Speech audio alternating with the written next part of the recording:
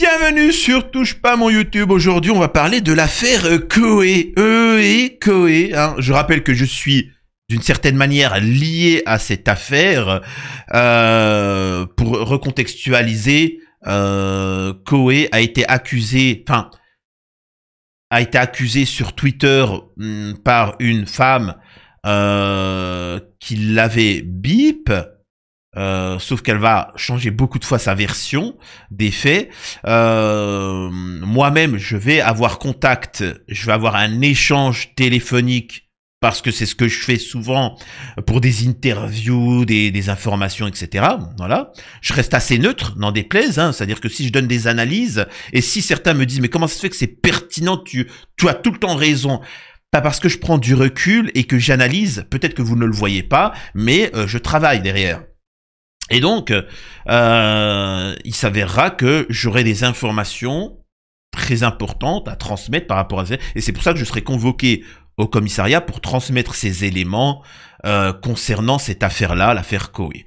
On apprend que l'accusatrice Julie a révélé des informations personnelles de la femme de Koé. Et encore une fois, je suis le seul à vous avoir donné une analyse à l'époque.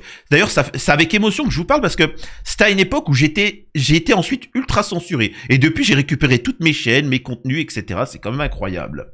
Donc, on va faire un petit recontextualiser l'affaire et on va voir ce qu'il y a de nouveau concernant l'affaire Koé. Juste avant, bien sûr, je vous invite à vous abonner massivement et partager autour de vous. Je rappelle que dans cette affaire, souvent, on parle de l'affaire Koé. Je suis le seul à vous avoir dit, ce n'est pas l'affaire Koé. C'est l'affaire d'Artois. Tous ceux qui pensent que c'est l'affaire Koé se trompent. Je l'ai dit au commissariat, devant l'enquêtrice, je l'ai dit à tous ceux, parce qu'après au bout d'un moment j'ai eu contact avec tous les protagonistes, c'est l'affaire Nathalie Dartois. L'avenir me le confirme déjà un petit peu, hein. C'est-à-dire qu'on voit déjà que j'avais raison. À l'époque, beaucoup ne s'en rendaient même pas compte. Je répète, d'ici quelques années, quand l'affaire sera close, finie, on mettra ça, l'affaire Nathalie Dartois. Il y aura des séries B américaines, des séries Z américaines sur l'affaire Nathalie Dartois, pas sur l'affaire Koé. Ça va être le coup de théâtre. Oh mon Dieu, on pense que c'est l'affaire Koé, mais en fait, non. Donc, pour recontextualiser, Koé fait sa vie avec sa femme Nathalie Dartois, très charmante, très intelligente, très cultivée, diplômée et journaliste. Enfin, vraiment, voilà, très bien. Ensuite, il y avait une jeune femme qui était amoureuse de Koé. Vraiment, elle était amoureuse, mais de manière assez particulière. Cette personne-là a des troubles psy, hein, elle a des troubles psy, elle est suivie en hôpital psy. Faut bien le comprendre. Et elle a un amour immodéré envers Koé. Ça, faut le comprendre. Alors, t'es en train de te dire, mais tu parlais de Nathalie Dartois et puis tu me dis qu'elle est amoureuse de Koé. Tu te tais, tu m'écoutes, tu vois. Hein, qui c'est qui a raison? Il est où le papa? Papa, il est là, tu vois. Tu restes là. C'est qui Père Castor? C'est qui Père Castor? Tu vois. C'est toi ou c'est moi Père Castor? Hein, j'ai la barbe. Voilà, et pour bien montrer, je vais mettre les lunettes. Voilà, Père Castor. Raconte-nous une histoire. Elle était amoureuse de lui. Elle le suit, etc. Quelle fut sa surprise quand elle s'est rendue compte que son amour de toujours, de tous les temps, Koé, on s'y retrouve mariés, heureux, hein, en ménage, etc. Donc, à ce moment-là, ce qu'elle va faire, c'est qu'elle va lui nuire. C'est comme sur l'affaire Elidia récemment que vous avez, Elidia Fougou. Vous avez pu voir que Elidia a expliqué que le streamer Fougou l'avait intimement bip, fait des trucs de fou, tu vois. J'ai pas la finalité de cette affaire-là. Fougou a répondu, il a dit oui, effectivement, j'ai pu avoir des comportements un peu nauséabonds parfois, etc. Mais c'est le couple en entier. Elle me menaçait, elle était violente, machin, c'était toxique, j'en pouvais plus. Et d'ailleurs, il a montré des messages où il est parti, et c'est elle qui l'harcelait. Et a montré un audio, il y a une femme qui a transmis un audio avec l'ex de Fugu qui l'accuse de machin, en lui disant ah, tu crois qu'on dit qu'il nous a frappé? Ouais, vas-y, dis qu'il nous a frappé, qu'il l'a frappé et qu'il était violent, comme ça les gens ils vont, tu vois, ils vont lui tomber dessus, etc. Mais tu restes un peu flou comme ça. Vas-y, moi tu sais, mon ex, que j'ai fait, j'ai appelé son travail, j'ai dit qu'il m'avait intimement bip. Il a perdu son travail directement. C'est comme ça qu'on se venge avec les hommes. Ah ouais, d'accord. Ok, c'est particulier, tu vois. Donc ça, même ça, cet élément, le mec, il transmet cet audio, il y a le témoignage d'une femme, malgré ça, Fugu, il se fait défoncer. C'est fini, c'est grillé. L'affaire Koé, c'est pareil. D'ailleurs, moi-même, j'ai été menacé dans l'affaire Koé, on m'a dit, tu défends Koé, alors que moi, je défends la vérité. Tu défends Koé, tu fais attention, la prochaine fois que tu défends Koé, on inventera une histoire sur toi de ouf, concernant un enfant, et tu vas voir ta réputation. C'est vous dire à quel point c'est compliqué de défendre Koé. C'est vous dire, hein. Faut en avoir des pères. Mais c'est une question de vérité. Moi, si demain je suis accusé injustement, j'aimerais bien qu'il y ait des gens qui me défendent sur le concret, tu vois. Ben, je le fais, moi, voilà, parce que j'ai un honneur. C'est un truc qui n'existe plus en France, mais bon. Donc elle va l'accuser, elle va expliquer que elle était mineure, qu'elle avait 14 ans, quand au moment des faits, ensuite elle avait 15 ans, ensuite elle avait 16 ans. Ce que je vous dis n'est pas une blague, hein. C'est-à-dire que c'était sa géométrie variable, tu vois, ça. Ensuite elle expliquera que Koé l'a intimement bip 2 fois, ensuite juste 1 fois, ensuite juste 0 fois, mais qu'il y a eu des attouchements, que ceci... En fait, il y avait ni queue ni tête. Elle se contredit à chaque fois. Ensuite, elle a essayé de se mettre en avant publiquement pour passer à la radio, pour en fait être médiatisée, sauf que ça ne s'est pas passé comme ça. Elle s'est montrée à visage découvert, oui, c'est moi Julie, et j'aimerais dire ceci, cela, etc. Ensuite, quand elle a été invitée à la télé, vous savez ce qu'elle a fait? Elle s'est cachée, elle a caché son visage avec un masque, etc. Pour bien appuyer sur le fait, vous savez, avec les voix comme ça, j'aimerais dire que Koé, tu sais, avec la musique d'ambiance, la voix masquée, etc. Mais mec, t'es parti, t'as fait un live Twitter, tout le monde a vu ton visage. Mais qu'est-ce que tu nous racontes? Pourquoi là, cette fois-ci, tu vas... C'était pour appuyer, hein. C'était pour appuyer. Tu sais, en fait, pour vous dire, vous savez ce qu'elle a fait? Alors, je grossis le trait. C'est-à-dire qu'elle a mis des couettes, des nattes. Elle a mis des couettes, elle s'habille en petite écolière, en petite écolière japonaise, tu vois, et avec avec une sucette, une tétine. J'aimerais dire que Koé, il m'a fait du mal. Mais madame, vous avez 35 ans. Mais non. Tout ça, comme ça, les gens disaient que Koé était un pédo, hein, faut dire ce qu'il en est. Et d'ailleurs, les échanges que j'ai vus avec Julie ne s'y s'est pas trompé. Quand je lui ai mis en porte-à-faux vis-à-vis de ses arguments, elle m'a dit, tu sais quoi? Tous les soirs, vraiment, hein, alors c'est privé, mais tous les soirs, la femme de Koé qui chope des enfants et les ramène à Koé. C'est pas méchant, mais ça fait quand même beaucoup d'enfants, quand même, pour Koé. Enfin, vous voyez ce que je veux dire? Il y a ni queue ni tête. Et je répète, Julie a des problèmes psy.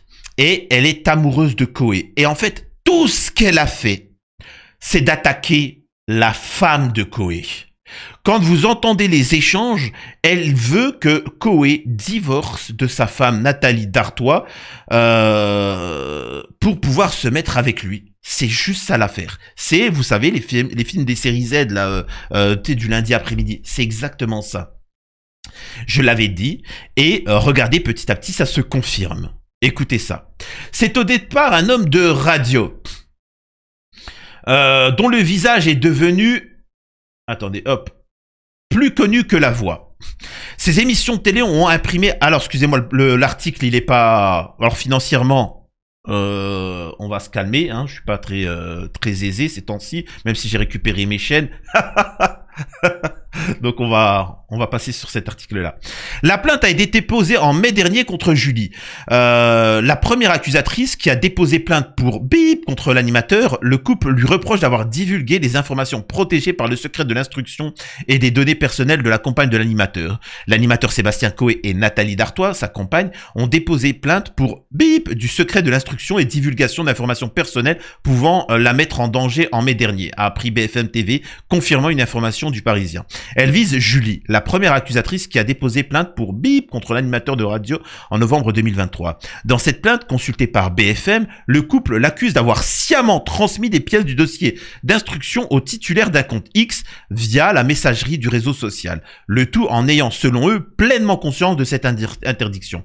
Je t'en supplie, je te fais vraiment confiance, cela reste vraiment entre nous, écrit-elle à son interlocuteur dans une capture d'écran fournie avec la plainte.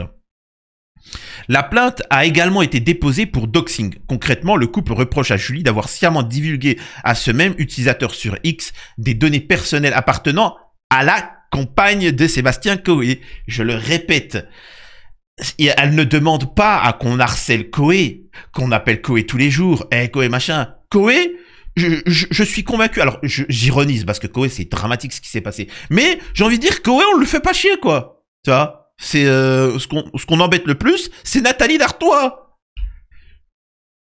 Et vous remarquerez que Julie essaye de copier le style de Nathalie Dartois. Bon, elle a pas du tout le physique, elle est loin, parce que là, faut vraiment... Allez, peut-être tu vas au Brésil, tu fais de la chirurgie, et surtout...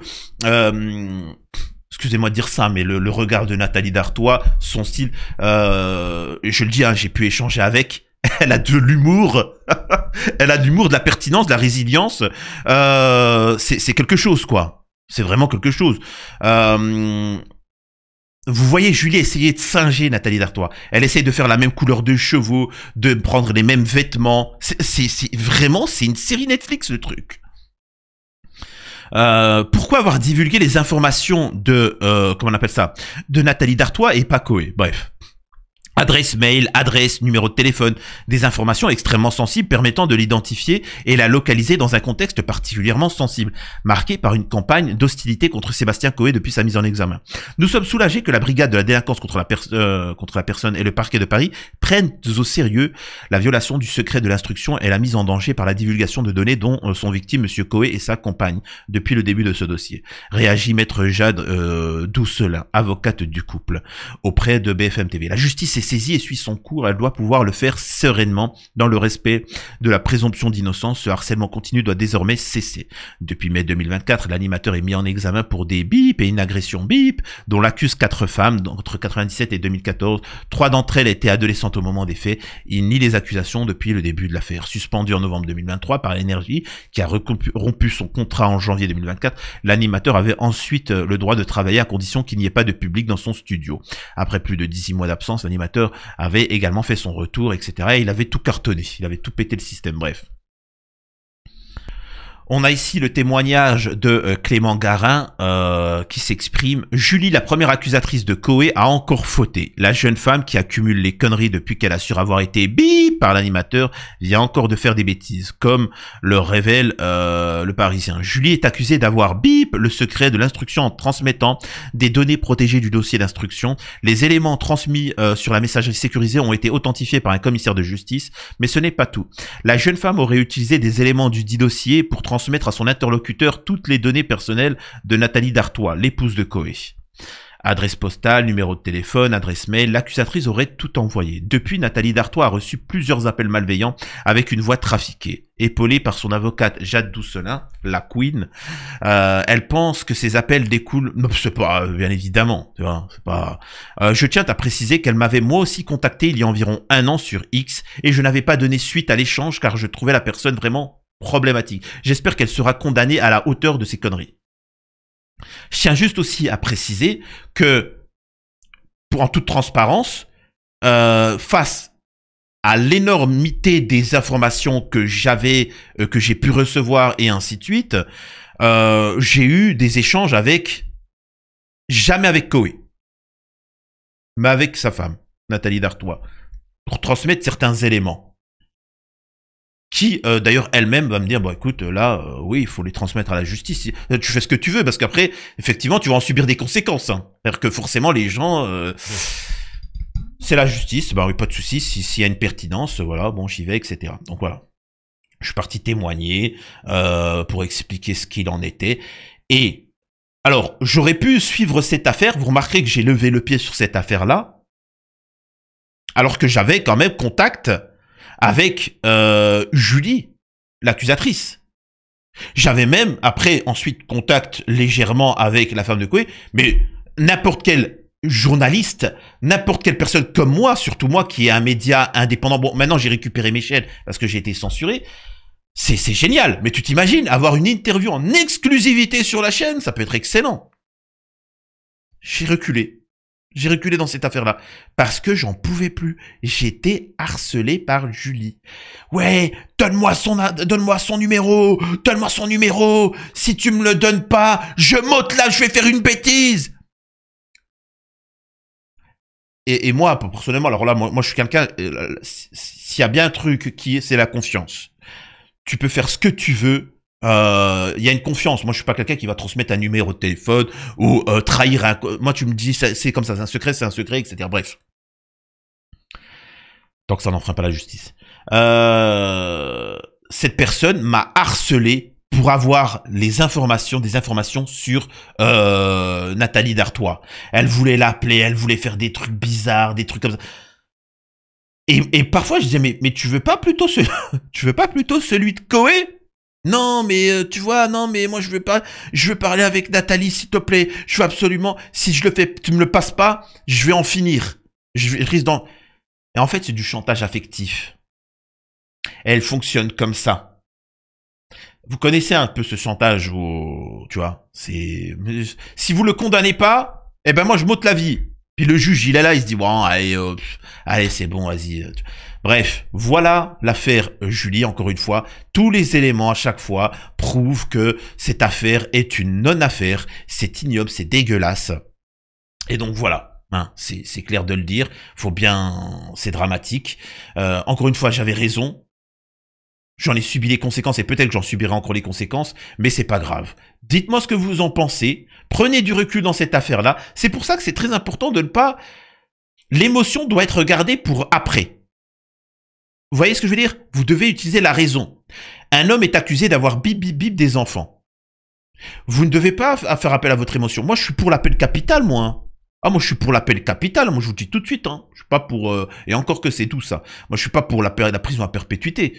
Mais d'abord, tu essaies de savoir si c'est vrai, tu ne laisses pas ton émotion à bon, t'es sûr, tu vérifies, il y a un procès, il y a la cohérence des propos, etc. Et après, tu peux laisser ton émotion. Mais c'est pas l'émotion directement, c'est trop simple. D'ailleurs, Julie maîtrise très bien. Elle a ce côté manipulatrice dans plusieurs affaires dont elle est impliquée. Mais bon, sachant que même elle m'avait dit... un moment, en sortant de la gendarmerie, elle m'avait dit, je suis dans... Alors, voilà, j'essayais d'avoir des informations pertinentes ou pas, quoi. Je faisais mon rôle de journaliste underground. Elle m'avait dit cette phrase.